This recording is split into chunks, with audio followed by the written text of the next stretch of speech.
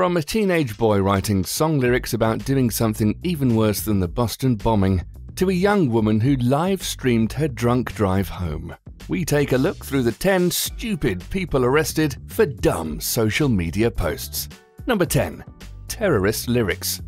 This teen from Massachusetts wrote song lyrics that made fun of the Boston bombing and essentially admitted that he planned to do something worse than that event.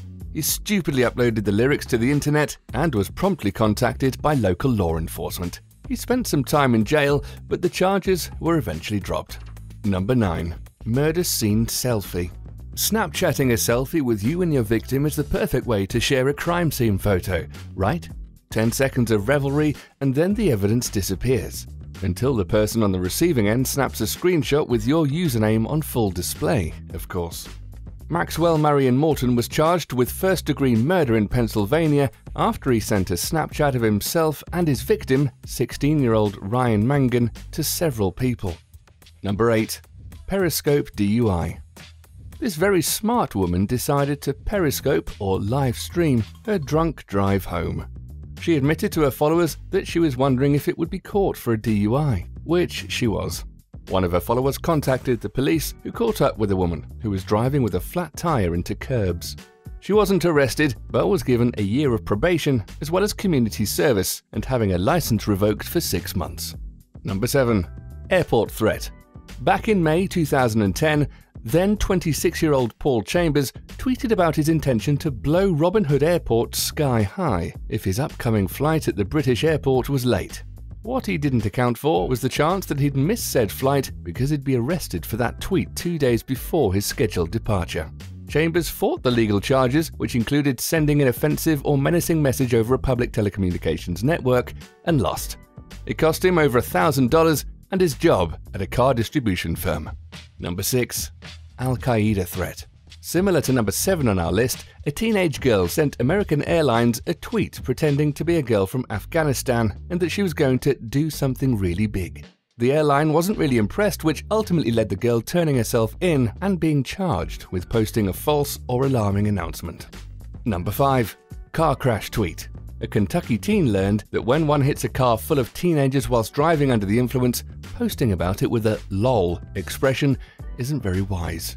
18-year-old Paula Asher did that in September 2012, and the message attracted the eyes of the victim's parents.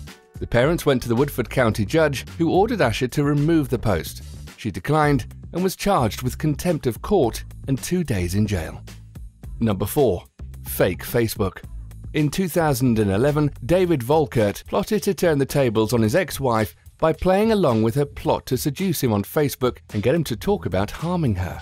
Angela Volkert made a fake profile of a local teen, friended David, and then proceeded to listen as David talked about how he wanted to kill her.